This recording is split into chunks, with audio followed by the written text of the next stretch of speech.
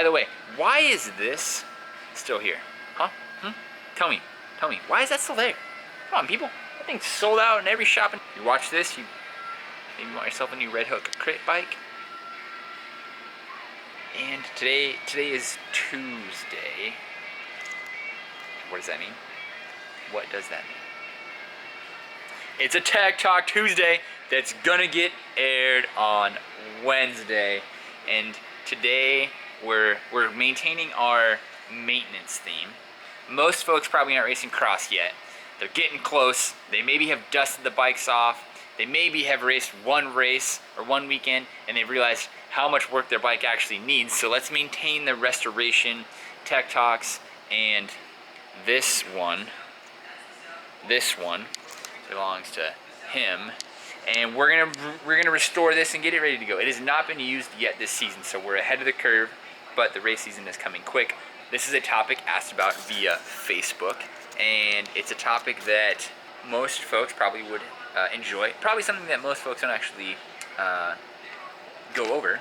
Disc brake maintenance, right? Now, Cliff, who watched this video, I'm gonna guess your first thing probably is contaminated brake pads or a contaminated rotor. So if Shane's not stopping so good and they squeal, check your pads. But we're gonna walk through a couple of fun tips and tricks on ways to improve brake performance, along with bleeding the brakes and all that, but actual brake performance, yeah. Okay, so let's dive in.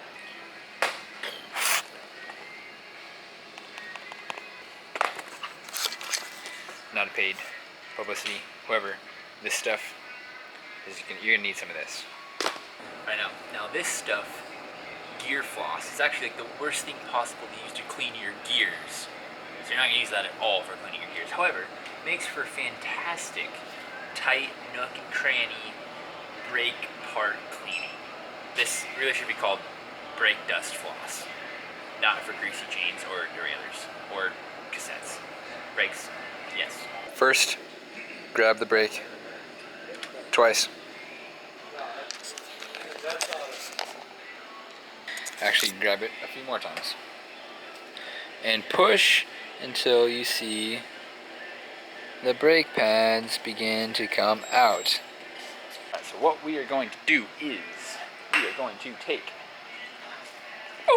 isopropyl. Okay, and we're gonna soak her down inside the caliper.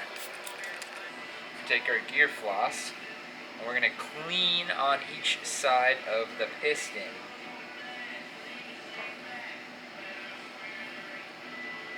Underneath and all around.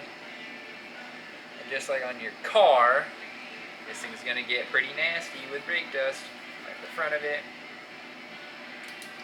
Underneath side, underneath there, you know, just like you're flossing your good old pearly whites here. What do you know? Can you see all the grime that comes out of that brake caliper? Now, in order for us to push the one piston back and hold it back, and then we're going to grab the brake again to advance the other piston, we're going to use a tire lever. I like to use this side instead of the actual tire lever side. So the side with the hook, push it in and hold it against one piston and advance the other piston. And then push it back in and reverse. And then push that back in and reverse. The system has to have some pressure on one side to just push the other out. That's why we're using this. Pump it back out to sort of get it lubricated. Now that seal on the inside there is quite strong. Obviously the fluid doesn't come out when you apply pressure to it. There's no reason to lubricate the piston and then push it back in. Some folks might hesitate at doing that or not. I don't like to contaminate the brake pad. Keep the brake system running really clean. No extra lubrication added to the pistons, just a good clean. Next up in the service, we want to investigate our brake pads. First up, what we want to do is actually just check the life, right? See how much wear there is, look at how they're looking.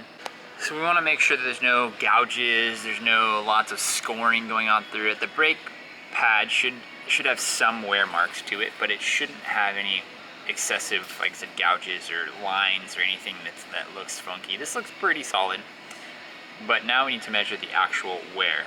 Now, most brake pads, but I know 100% for SRAM, that the brake pad is worn past its life when the brake pad itself and the backing plate together measure 3 millimeters. Now you are gonna look at that and you're gonna say, well, there's still more life left on the pad. No, there's not. No, the system can't accommodate for anything more than that on wear life. You wanna take your calipers, you wanna take your fancy calipers, and measure the actual pad with the backing plate, 3.70. Now, technically, we have 0.7 millimeters more of wear. Now, think about that. 1 millimeter is very small. You have less than 1 millimeter left. Take these brake pads and woo! If you really want to be the guy that maximizes them all the way, not a lot of meat there. Check that. And when it gets to that, don't push any further. It's gonna make your brake feel like junk. And then you'll be like, well, I don't like the way it performs, yada, yada, yada, yada. Next, bleed your brakes. I'm not gonna walk you through that. If you don't know how to, you can click the link below. Follow SRAM on how to bleed your brakes properly. 1, clean your pistons. 2, bleed your brakes. And 3, check your brake pads. Check your rotor too while you're at it. Make sure your rotor's not super scorched in color. Okay, here we go. Here's a smoked rotor. Just came across this the other day. And you see the color difference across the board here? And if you have put enough heat into this to change the rotor color, change the metal color, your brake pads are probably cooked, definitely glazed over. Your system has probably boiled off some water absorption into the oil, creating air in the line. So these are all things you should be aware of. Don't let your rotor get this far. And brakes are a safety device, right? It's not something you can neglect on maintenance. It's not letting your chain go a little bit too far. These are your brakes, people, right? If you're not maintaining your brakes, how are you gonna stop? Brakes are important, so service them right. Hopefully you enjoyed this Tech Talk Tuesday. We'll see you guys tomorrow. That's it. Over and out.